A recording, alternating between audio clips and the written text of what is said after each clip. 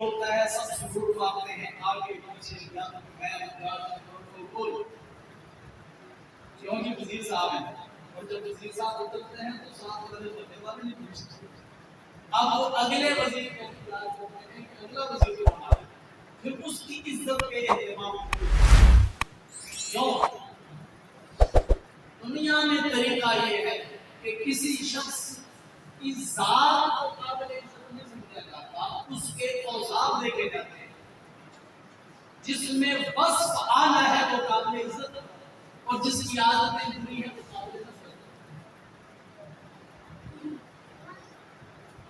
لیکن ہم جن کے امتی ہیں جن کا ہم نے کلمہ پڑھا آپ نے ان کے اوصاف کو بھی شمار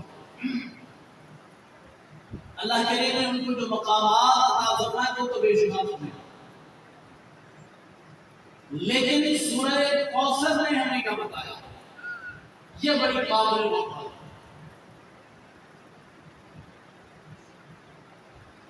نبی پاک صلی اللہ علیہ وسلم کو قرآن پاک میں اللہ تعالیٰ نے مختلف مقامات سے پکارا ہے کہیں یا ایھا المزمل کہہ کے پکارا ہے کہیں یا ایھا المدثر کہہ کے پکارا ہے کہیں یاسین اللہ کہہ کے پکارا ہے جس مقام پر رسول پاک کی جو شان ظاہر ہوتی ہے اس شان اور ان اوصاف سے پکارا ہے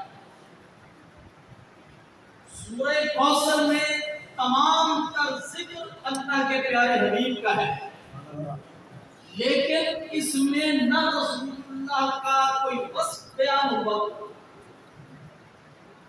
نہ کوئی خارجی اور چیز بیان ہوئی نہ سرکار مدینہ کا نام ذکر ہوا لیکن صورت کمال ہے اوصاف کمال بیان ہوئے وہ انداز میں آپ کو اللہ کریم نے اپنے محبوب کی شان بیان کرنے کے لیے اس آیت میں اپنایا ان کو سمجھانا چاہتا اور یہ وہ آیت ہے کہ جب نازل ہوئی تو اس آیت کو سرکار کے ایک عاشق نے کاغذ پر لکھا اور خانہ کعبہ کی دیوار سے لٹکا دیا اور وہ زمانہ تھا جب اس وقت کے شعراء کوئی کلام لکھتے تو لکھ کر لا کر کعبے کی دیوار سے لٹکا دیتے لوگ جاتے طواف کرتے ان کو پڑھتے تو داد دیتے کیا واہ واہ کمال لکھا ہے واہ کمال لکھا ہے کس نے لکھا ہے کہ فلاں نے لکھا ہے بڑا اعلیٰ شاعر ہے یہ قصیدہ کس نے لکھا ہے یہ فلاں شاعر نے لکھا ہے بڑے اعلیٰ شاعر اس کے اندر واہ بڑا شاعر ہے بڑا کمال ہے جب سورہ کوثر سرکار کے عاشق نے آ کر خانہ کعبہ کی دیوار سے لٹکا دی اب لوگ آتے ہیں طواف کرتے ہیں دیکھتے پڑھتے ہیں ایک شاعر کا قصیدہ دوسرے شاعر کا قصیدہ تیسرے کا قصیدہ پڑھتے پڑھتے جب اس مقام پر آئے کہ ایک کاغذ پہ لکھا ہوا ہے انا اعطیناک الکوثر فصلی لربک وانحر ان شانئک هو الابتر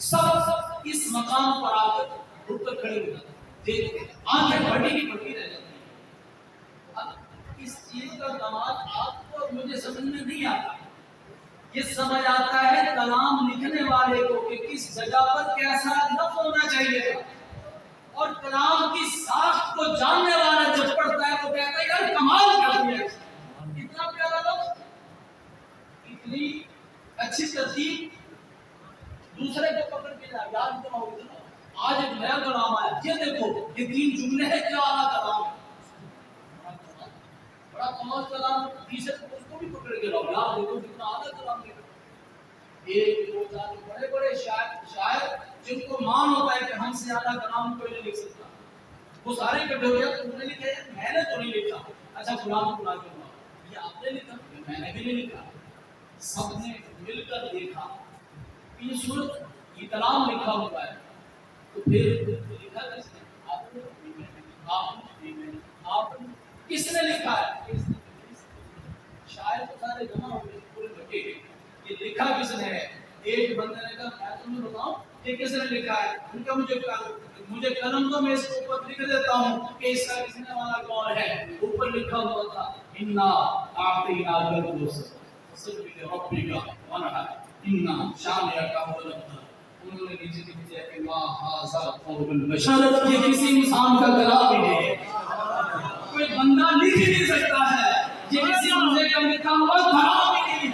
یہ کلام ہے تو انسانوں کے پیدا کرنے والے کا کلام ہے، یہ بشر کا کلام نہیں ہے۔ جناب سورہ کوثر خانہ کعبہ کی دیوار سے سب پڑھ رہے ہیں اور نہیں اس کا جواب نہیں لکھ پائے۔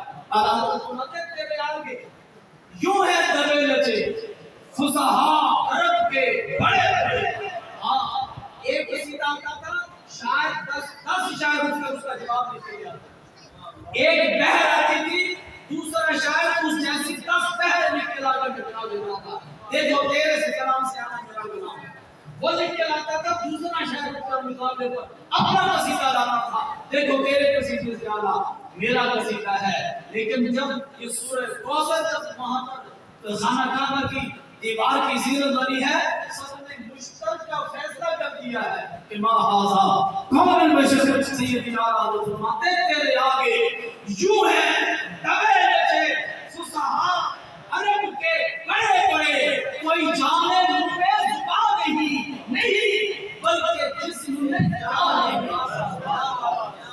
یہ کلام پڑھ کر حشر یہ ہو جاتا ہے، وہ بھائی بولو تو صحیح، وہ شاعر سامنے کھڑے، وہ جناب اس کا جواب تو دو، بولو تو صحیح، وہ بھائی جان آپ بولے اس کا جواب تو دے، تیسرے کو آپ بڑے شاعر ہیں لکھے تو جواب چپ، اور اللہ کوئی جانے منہ میں زبان نہیں، اس کلام کے آگے زبانیں گم ہو جاتی ہیں، کوئی جانے منہ میں زبان نہیں۔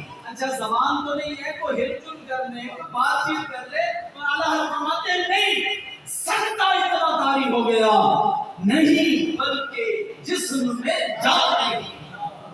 سورہ کوثر ہے،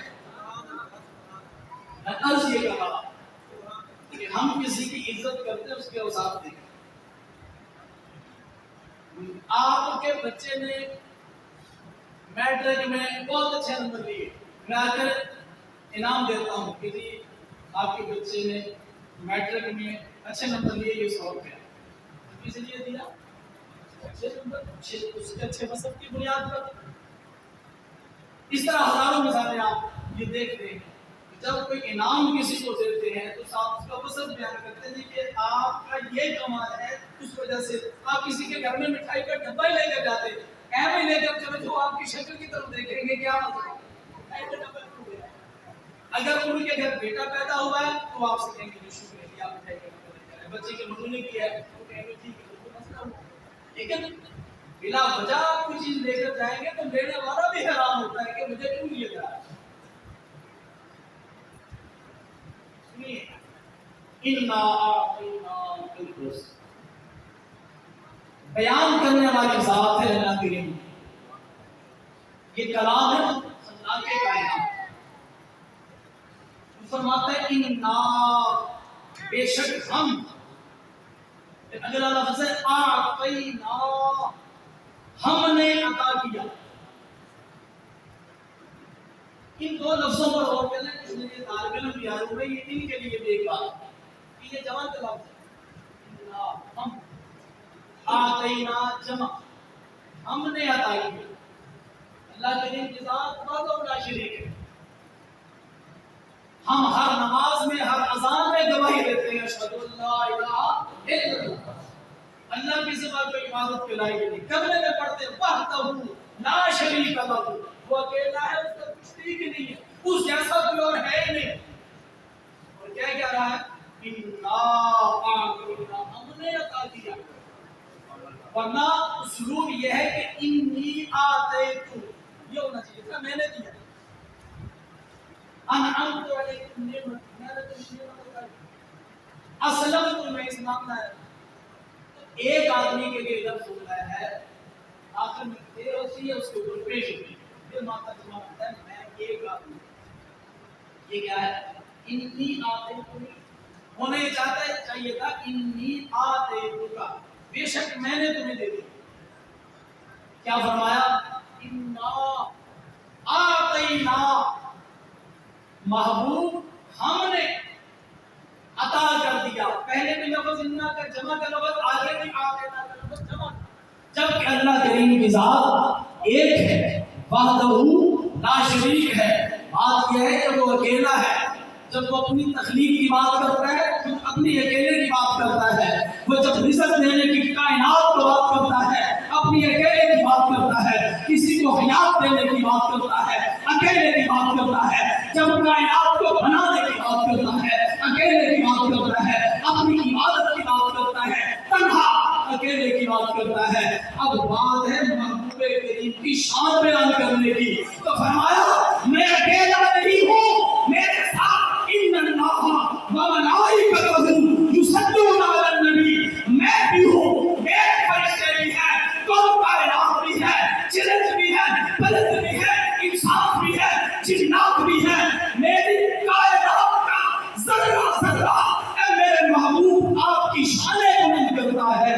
اس لیے محبوب کے اس بیان کی خاطر اللہ نے اپنے ساتھ کل کائنات کو شامل کیا. میں محبوب آپ کی تعریف کرنے میں میرا نہیں، ہم سارے ہیں. ایک بات.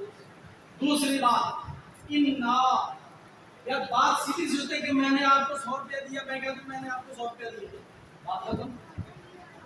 عربی اصول ہے جب سامنے والے کو کسی بات میں شک شبہ ہو تو پھر اس کو بات سنانے کے لیے انا کا استعمال کیا جاتا ہے. لفظ انا تاکید کے لیے آتا ہے. جب کسی کو شک ہو پھر کہا جاتا ہے انا ان اللہ علی کل شیء قدیر. جو لوگ اللہ کی قدرتوں پر شک کرتے تھے ان کے لیے کہا گیا بے شک اللہ ہر چیز پر قادر ہے. بے شمار مثال ہے. یہاں تو سامنے شک کرنے والا ہی کوئی نہیں ہے، سارے مخلوق تھوڑی ہے. مخاطب صرف ایک ذات ہے. بے شک کا لفظ اس لیے فرمایا ہے کہ محبوب کو تو شک کوئی نہیں ہے، لیکن قیامت تک ایسی کئی نسلیں پیدا ہونی تھی جن کو شک ہونا تھا. اس لیے اللہ کریم نے یہ بیان کرنے میں سب سے پہلے ان کے شک کو دور کیا ہے کہ بے شک. اس کے اندر آپ کو شک نہیں ہونا چاہیے. جو یہ بات ہے دو باتیں ہم نے ادا کر دیا. میں آپ کو بتانا چاہتا تھا کہ یہ اس آیت کا جو ایک خوبصورت بیان ہے اس کی چھوٹی سی جھلک. قرآن پاک میں عطا کرنا دینا اس کے لیے ضرورت کا استعمال ہوتا ہے. کئی ہوتے ہوں گے دو کا بیان کرتے ہیں. ایک یہی عطا کرنا دینا، اس کے لیے لفظ آتا یؤتی اعطاء جس سے بنا ہے اعطینا. ایک لفظ آتا ہے عربی کے اندر آتینا، اس کے اندر عین الف کے اوپر کھڑا زبر ہے، پھر اس کے بعد عین نہیں ہے اور اس کے بعد طا نہیں ہے، تا ہے دونوں اٹھے والے. اس کا معنی یہ ہے دینا. قرآن پاک ہے نا کہ الصلاۃ وآتوا الزکاۃ، نماز قائم کرو زکات دو. یہ آتو اس کے اندر یہ تے کے ساتھ ہے یہاں، تو یہ دونوں کا معنی ہوتا ہے دینا. یہاں اس آیت میں ہے اعطینا، یہ عطا سے نکلا ہے. اصل میں فرق ہے. جو چیز کسی آدمی کے ذمے کسی کے ذمے لازم ہو چکی ہو، جب وہ دیتا ہے اپنا فرض ادا کرتا ہے تو وہ کہتا ہے آتوا الزکاۃ. وہ تے والا ٹھیک ہے جی. جس آدمی کے پاس دولت ہے، پیسہ ہے، صاحب نصاب ہے، اس کے ذمہ فرض ہو گیا ہے کہ زکات ادا کرو، اس کے لیے وہ لفظ ہے. بتائیے یہ شانیں، یہ عزتیں، یہ فضیلتیں ادا کرنا کیا اللہ کے ذمہ تو لازم ہے؟ نہیں. تو جب اللہ کے ذمہ لازم نہیں ہے تو اس نے لفظ اعطینا بولا ہے تو یہ بتاتا ہے کہ محبوب کو جو کچھ ہم نے عطا کیا ہے وہ ہم پر نازل نہیں تھا، بس ہماری عطا ہی عطا ہے، ہمارا فضل ہی فضل ہے، ہمارا کرم ہی کرم ہے جو ہم نے عطا کیا ہے. یہ محض عطا ہے، اللہ کریم کے ذمہ لازم نہیں تھا. اب فرق کیا ہے؟ فرق یہ ہے کہ جو محض اپنی عطا سے اپنی مرضی سے کسی کو کچھ دیتا ہے وہ پھر واپس نہیں لیا کرتا. وہ دیتا ہے جب کوئی ذمہ لازم ہو تو ادائیگی ہوتی ہے. جتنا لازم ہے، میں نے آپ سے 1000 روپے لینا تھا، آپ کے پاس آپ پر لازم تھا، میں آپ کے پاس گیا 1000 روپے دے دیں گے، مولوی صاحب کہیں بس 1000 روپے دے دیا. جو ذمہ داری ہے ادائیگی میں اتنی ہوتی ہے اللہ تعالیٰ. اور جب کوئی ذمہ داری کے بغیر دیتا ہے پھر دیکھا نہیں جاتا کہ کتنا دینا ہے. پھر دینے والا اپنی شان دیکھتا ہے کہ میں دینے والا کیسا ہوں. اللہ کریم نے فرمایا انا اعطیناک الکوثر. معلوم آپ کو ہم نے کوثر عطا فرمایا ہے اور عطا اپنی مرضی سے فرمایا ہے جس کا سیدھا سا مطلب ہے کہ محبوب ہم نے اپنی شان کے مطابق عطا کیا ہے. اس میں نہ ہمارے اوپر کوئی لازم تھا اور نہ ہی ہم نے کوئی پابندی رکھی ہے. جو کچھ ہمارے خزانے میں ہے ہم نے سارے ادا کر دیے. اب آگے کے بعد انا اعطیناک کا یہ کا لفظ ہے نا جو میں نے شروع میں بات کی. اب یاد نبی پاک صلی اللہ علیہ وسلم کے لیے لفظ استعمال ہوئے. رسول کا لفظ نبی کا لفظ محمد صلی اللہ علیہ وسلم آپ کا نام عربی کا قانون ہے. جب آپ کسی کے لیے یہ لفظ استعمال کرتے ہیں جس کو ہم ضمیر پروناؤن کہتے ہیں, جب یہ لفظ استعمال ہوتے ہیں اس کی کوئی وصف اس کی کوئی صفت معتبر نہیں ہوتی, صرف یہ لفظ اس کی ذات کو ہٹ کرتا ہے. جیسے تم میرے پاس آ گئے تو اس تم کے اندر نہ آپ کا آپ سے قرآن ہونا ثابت ہو رہا ہے, نہ آپ کا ڈپٹی کمشنر ہونا ثابت ہو رہا ہے. کچھ نہیں, تم کے اندر کچھ نہیں, تو کے اندر کچھ نہیں ہے, صرف ایک ذات ہے. تو اللہ کریم نے یہاں لفظ استعمال کیا نا وہ اعطیناک کا. محبوب ہم نے آپ کو عطا کیا.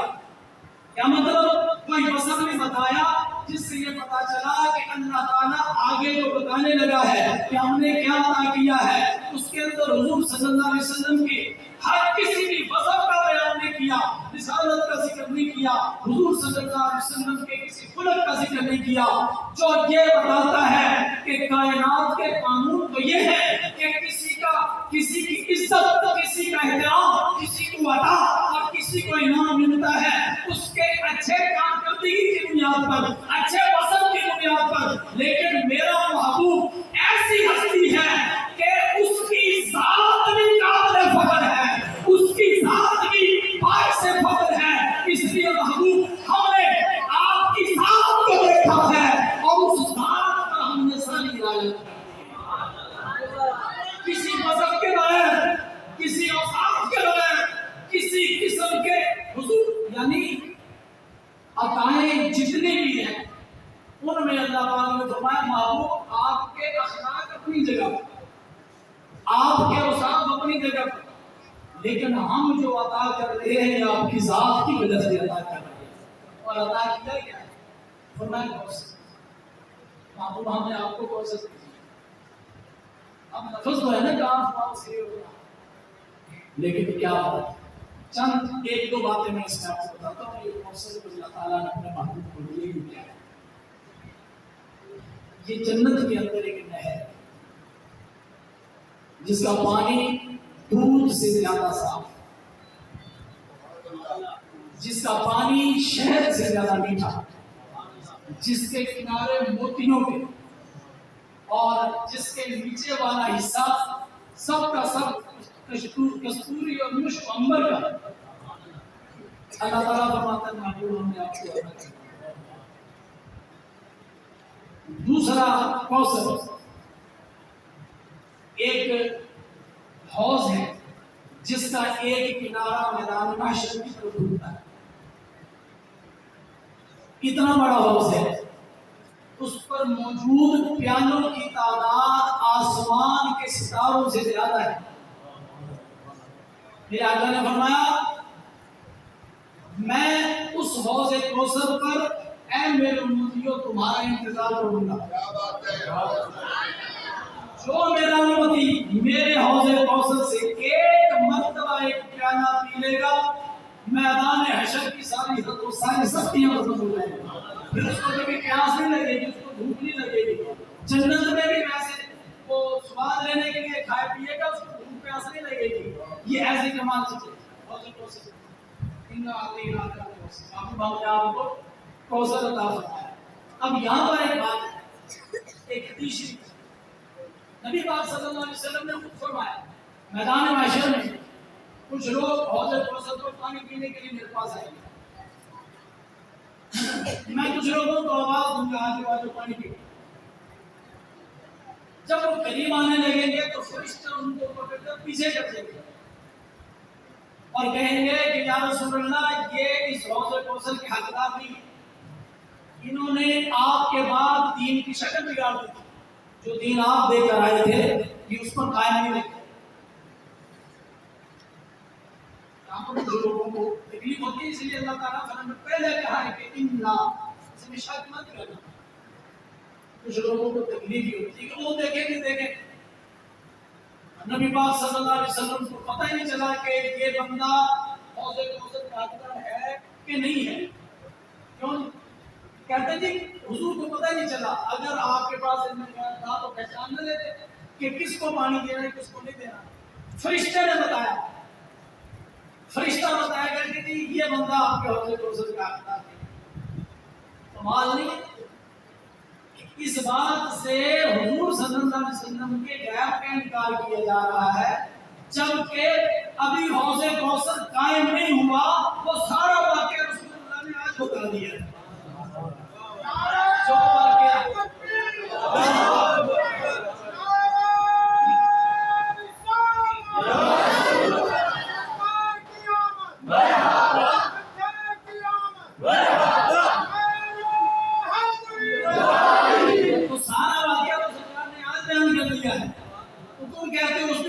چلے گا، پتہ سارا ہے۔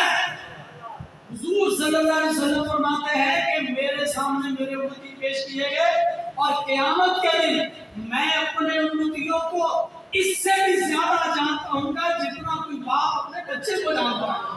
میں اپنے ہر امتی کو اس کی فردیت، اس کے باپ اور اس کے دادا اور اس کے نسل کے ساتھ جانتا ہوں۔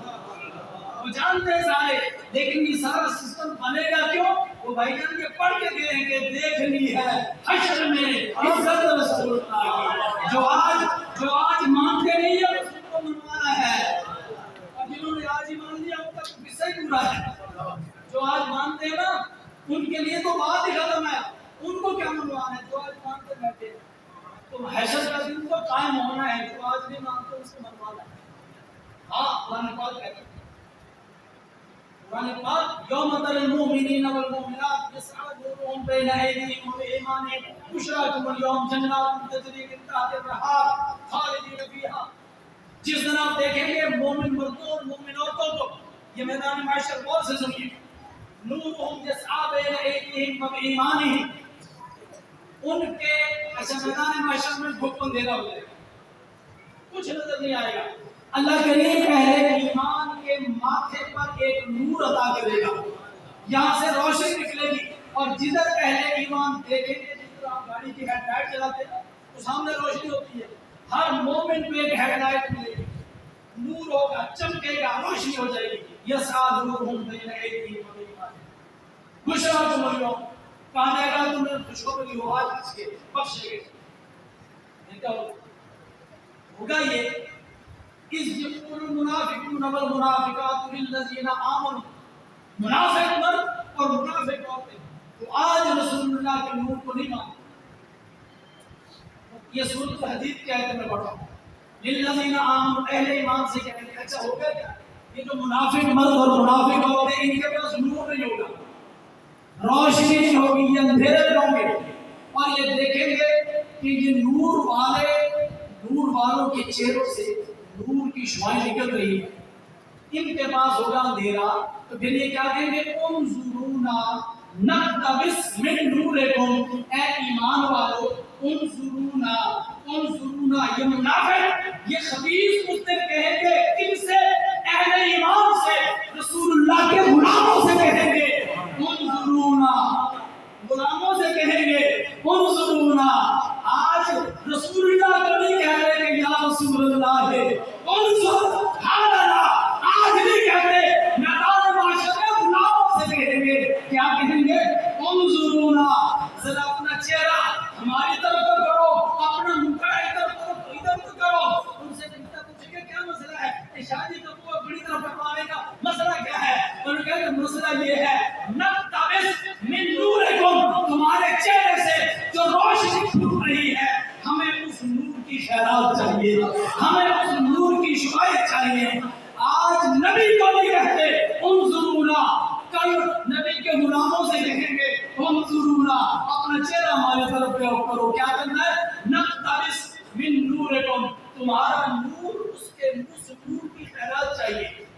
پھر ہوگا کیا؟ قیلا قیل ارجعوا وراءکم فالتمسوا نورا، کہا جائے گا یہ نور چاہیے، یہ نور تو یہاں ملتا ہی نہیں ہے، ارجعوا وراءکم، لوٹ کر پیچھے جاؤ دنیا میں، فالتمسوا نورا، وہاں جا کر نور ڈھونڈو۔ یہ زمانہ آج کا ہے نور ڈھونڈنے کا، اعلیٰ حضرت کی سزا دیتے ہیں، آج لے ان کی پناہ، آج مدد لو ان سے، آج لے ان کی پناہ، آج کے یا رسول اللہ انصر حالنا، آج کے سرائے گیا، آج لے ان کی پناہ، آج مدد مانگ ان سے، پھر نہ مانیں گے قیامت میں اگر مان گیا، قیامت میں تو مان جائے گا تو تم نبی سے ہی نبی کے غلاموں کے پاؤں پڑے گا، ان کو کہے گا انصرونا انصرونا، کہے گا سوان صاحب انصرونا، بھائی امام فری صاحب انصرونا، چشتی صاحب انصرونا، تو فرشتہ آکر گردن سے پکڑ گا کیا مسئلہ ہے؟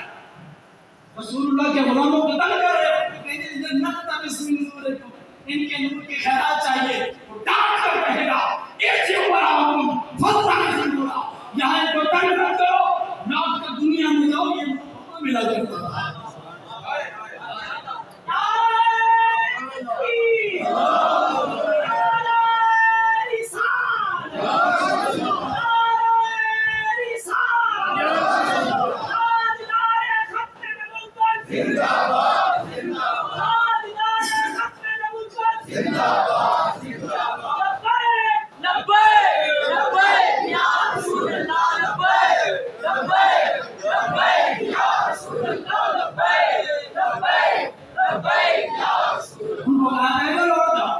یہاں نور نہیں ملتا، وہ کہتے ہیں مہربانی کرو، پہلے سامنے مہربانی کرو، اب آپ کی خدمت میں آ گئے مہربانی کرو، نہیں ایسا نہیں۔ جب وہ بہت تنگ کریں گے پھر کیا ہوگا؟ اللہ تعالیٰ حکم دے گا فَضُرِبَ بَيْنَهُمْ بِسُورٍ، ان کے درمیان ایک دیوار کھڑی کر دی جائے گی، غلاموں کو تنگ کرتے ہو دیوار کھڑی کر دی جائے گی، لیکن کیسی دیوار؟ آئے کمال ہے جی، کمال ہے، دیوار کھڑی کر دی جائے گی اور اس دیوار میں دروازہ بھی ہوگا، ضُرِبَ بَيْنَهُمْ بِسُورٍ لَهُ بَابٌ، اس کا ایک دروازہ ہوگا، دروازہ لکھنے کا مقصد ہوتا ہے اگر نہ پوری دیوار اور نہ کھڑکی اور نہ دروازہ ہو تو کوئی بندہ اوپر جا کر کھڑکتا ہی نہیں ہے، آس لگتی نہیں ہے، آس لگانے کے لیے دروازہ تو چاہیے نا، تو فَضُرِبَ بَيْنَهُمْ بِسُورٍ لَهُ بَابٌ باطنُهُ فِيهِ الرَّحْمَةُ وَظَاهِرُهُ مِنْ قِبَلِهِ الْعَذَابُ، اس دیوار کے اندر کی جانب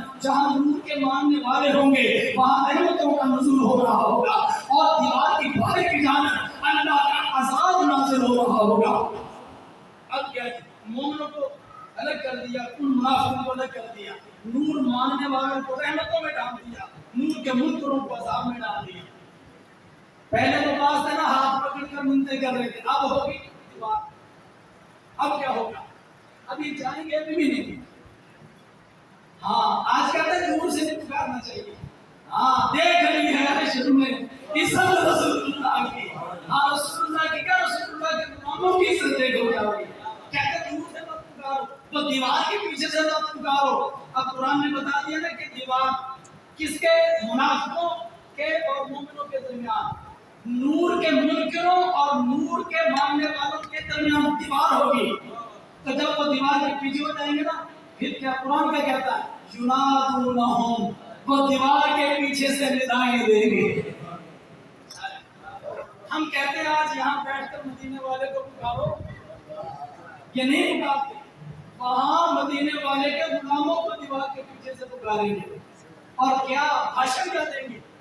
بھاشن دیکھ یہ دیں گے یُنَادُونَهُمْ أَلَمْ نَكُنْ مَعَكُمْ، یار آپ ہم محلدار نہیں ہیں،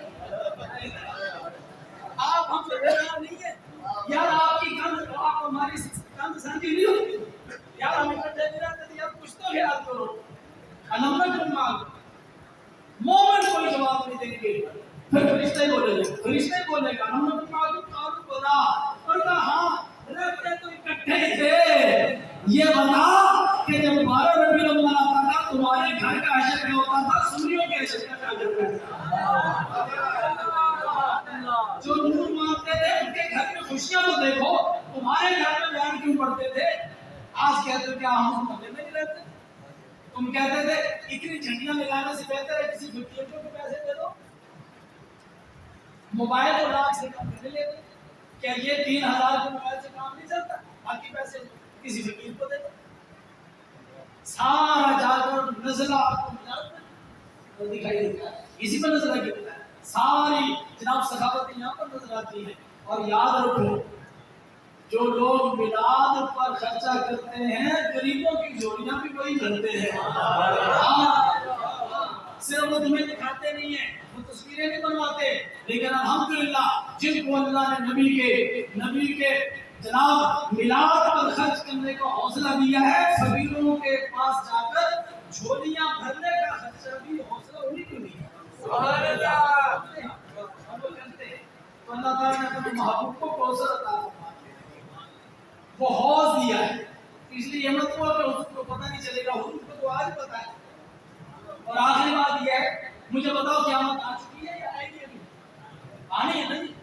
ویسے لگتا ہے غریب جو حشر ہو چکا ہے نا ہمارا گھروں کا, محلے کا, حالات کا, نشانیاں پوری ہوگی. ہاں تو لیکن ابھی آئے گی. یہ باتیں 1400 سال پہلے جب قرآن نازل ہوا ہونا تو یہ چاہیے تھا. اللہ فرماتا محبوب ہم آپ کو کوثر عطا کریں گے. نہیں, کیا کہا؟ عطا کر دیا. ہاں, مالک بنا دیا.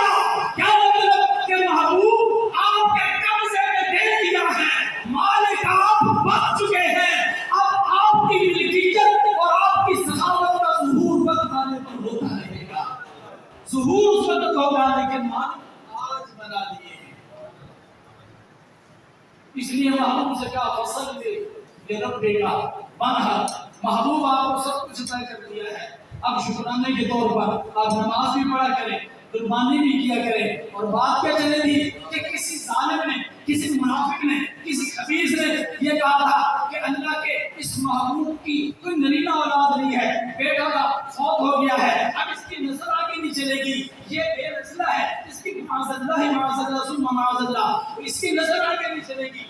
یہ ابتر ہے. ابتر کا معنی ہوتا ہے کہ نسل ختم ہو گئی. بھائی کسی شخص کی اولاد میں بیٹا پیدا ہونا بہت بڑی رحمت ہے اس کے لیے, اس کی نسل چلتی ہے. حضور صلی اللہ علیہ وسلم کریں گے تب دوسری طرف سے دوسرے محلے سے آوازیں, جس محلے میں کسی کی جھنڈیاں نہیں لگتی اس محلے سے آوازیں آ رہی تھی کہ ان کی تو نسل ہی ختم ہو گئی ہے. جو کہہ رہا ہے نا محبوب ہم نے آپ کو کوثر عطا کیا ہے, ان کی اپواس کا جواب اس خدا کے کائنات نے عطا فرمایا. محبوب یہ کس کو زندہ رکھنا ہے, کس کو وفات دینی ہے, یہ ہمارا دائرہ اختیار ہے. لیکن نسل کس کی رہے گی اور کس کی ختم ہو جائے گی یہ وقت بتائے گا. لیکن محبوب جواب ہم دیتے ہیں اِنَّا شَانِعَ کا خبر. محبوب جس نے یہ بکواس کی ہے نسل اس کی ختم ہوگی, آپ کی جاری رہے گی, آپ کی جاری رہے گی. اِنَّا بے شک شَانِعَ کا آپ کا جو بات ہے وہی ایسا ہے جس کی نسل ختم ہو جائے گی. بتائیے محبوب ایسا کہ کوئی دنیا میں بندہ بات کرتا ہے جواب دینے کو خدا کی ذات آتی ہے.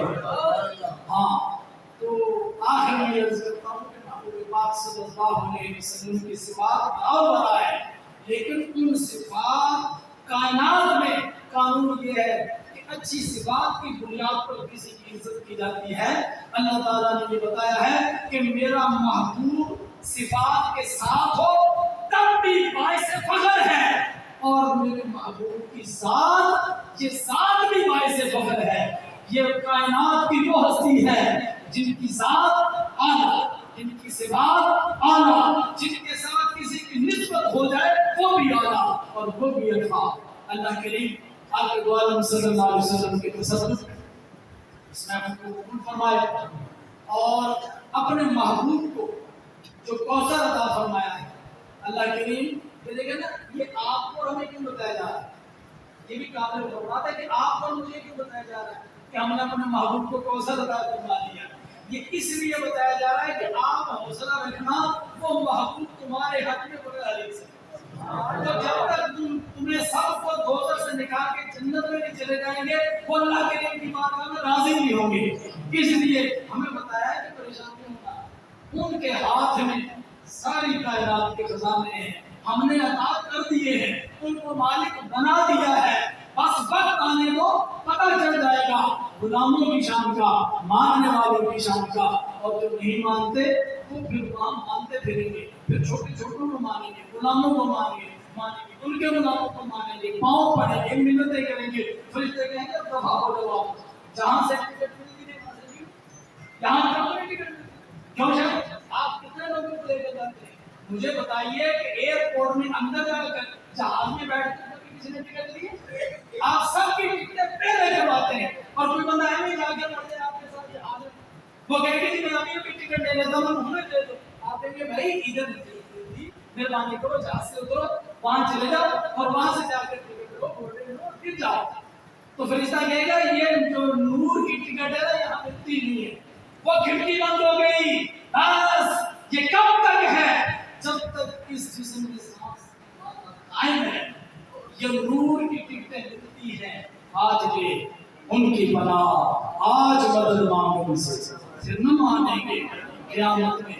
अगर तू मान जाएगा आज तुम अल्लाह करीम हम सब की हाजिरी को कबूल फरमाए। वह आखिरी दावाना